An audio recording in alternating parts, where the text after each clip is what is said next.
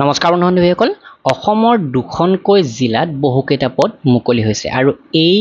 পদবিলাকৰ minimum qualification 8 pass up to গ্ৰেজুৱেচনলৈকে বিভিন্ন কেটেগৰীৰ পোষ্ট আছে সকলোখিনি ভিডিঅ'টোত আপোনালোকে কম সময়তে গম পাব এপ্লাই প্ৰক্ৰিয়া সিলেকশন প্ৰক্ৰিয়া এক্সাম সকলো তো প্ৰথমতে ভিডিঅ'টো লাইক কৰিব আৰু যিসকলে চেনেলটো নতুনকৈ ভিজিট কৰিছে সাবস্ক্ৰাইব কৰিব আহক ভিডিঅ'টো আৰম্ভ আৰু আগন্তুক এডিআৰই যি নৱেম্বৰ মাহত 3 আহিব তো তাৰ বাবে যদি অসমীয়া আৰু ইংৰাজী মাধ্যমৰ পিডিএফ লাগে ডেসক্ৰিপচনৰ লিংক চেক কৰিব অথবা assamgkpdf.com ভিজিট কৰিব ক্লাছ 4ৰ পিডিএফ 12000 প্ৰশ্ন উত্তৰ মাথো 95 টকাতে কিনিব পাৰে ক্লাছ 3 পিডিএফ আছে আপোনালোকে চেক কৰি তো প্ৰথমটো এডভাৰটাইজমেন্ট আহিছে ডিস্ট্ৰিক্ট এণ্ড সেশন জাজ কামৰূপ মেট্ৰো গুৱাহাটীৰ ফালৰ পৰা আৰু এই এডভাৰটাইজমেন্টত পিয়নৰ মুঠ 11টা পোষ্ট আছিলে ড্ৰাইভাৰৰ দুটা আছিলে আৰু প্ৰসেস সাৰ্ভাৰৰ দুটা আছিলে আৰু হয়তো বহু ক্যান্ডিডেটে এই পদখিনিৰ বাবে ইতিমধ্যে আবেদন কৰিছে মে মাহত কিন্তু এই এডভাৰটাইজমেন্টত পুনৰ অকনমান সংশোধনী কৰি পুনৰ আবেদনৰ বাবে মুকলি কৰি দিছে তো পিয়নৰ এটা পোষ্ট বৃদ্ধি কৰিছে আৰু প্ৰসেস সাৰ্ভাৰৰ দুটা পোষ্ট বৃদ্ধি কৰিছে আৰু 10 জুলাই 2025 ৰ পৰা 24 জুলাই 2025 লৈকে পুনৰ এপ্লাই কৰিবৰ বাবে ইয়াতে আহ্বান জনাইছে যিকেটা পিয়নৰ পোষ্ট আছে মুঠ 12টা পোষ্ট হৈছে এতিয়া এই পিয়নৰ পোষ্ট কেটাৰ মিনিমাম কোৱালিফিকেশ্যন হৈছে ক্লাছ 8 পাস আৰু ম্যাক্সিমাম আপোনালোকে মেট্ৰিক পাস কৰা হ'ব পাৰে কিন্তু হায়াৰ সেকেন্ডাৰী পাস কৰা সকলে ইয়াতে এপ্লাই কৰিব নোৱাৰিব পিয়ন পোষ্টৰ বাবে আৰু ড্ৰাইভাৰৰ পোষ্টটো আছিল ইয়াতে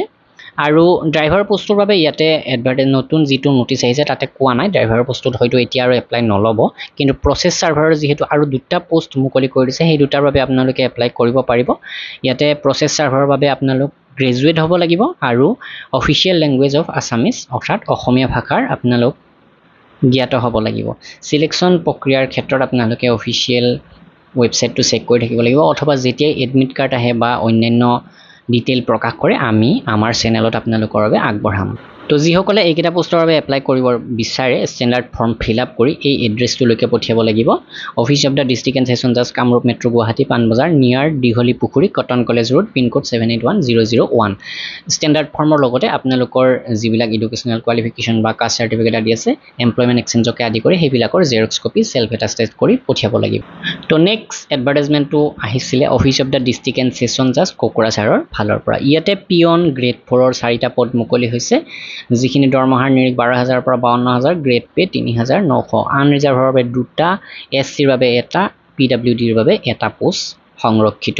আৰু এইখিনি পোষ্টৰ বাবে বয়সৰ সময়সীমা ইয়াৰ আগৰ যিখিনি পোষ্ট আছিল কামৰূপ মেট্ৰৰ তাৰেও বয়সৰ সময়সীমাটো কব হোৱা নাছিল মিনিমাম 18 বছৰ হ'ব লাগে আৰু ম্যাক্সিমাম 40 লৈকে এপ্লাই কৰিব পাৰে জেনেৰেলে কিন্তু এছচি এছটি হলে 45 লৈকে এপ্লাই কৰিব পাৰে আৰু ওবিসি ক্যান্ডিডেটে 43 ইয়াৰ্স তাৰোপৰি যেহেতু পিডব্লিউডিৰ কথা কোৱা হৈছে ইয়াতে তো পিডব্লিউডি ক্যান্ডিডেটে আপ টু 50 ইয়াৰ্স লৈকে এপ্লাই কৰিব এলিজিবল হয় পিয়ন পোষ্টৰ বাবে আজিকালি সকলো ক্ষেত্ৰতে কোৱালিফিকেশ্যন এটাই দেখা যায় মিনিমাম 8 পাস হ'ব লাগে কিন্তু যিসকলে ক্লাছ 12 পাস কৰিছে তেওঁলোক এলিজিবল নহয় তো এডিআইৰ কথাটো বেলেগ কিন্তু ইয়াতে ডাইৰেক্টলি কৈছে যে candidate who have pass class 12 and above class 12 বা তাতকৈ বেছি যদি কোৱালিফিকেশ্যন আছে তেনেহলে আপোনালোক এলিজিবল নহয় যিসকলে মেট্ৰিক পাস কৰিছে কিন্তু হায়াৰ সেকেন্ডাৰী পাস কৰা নাই তেনেকুৱা ক্যান্ডিডেট এপ্লাই কৰিবৰ বাবে ইয়াতে এলিজিবল হয়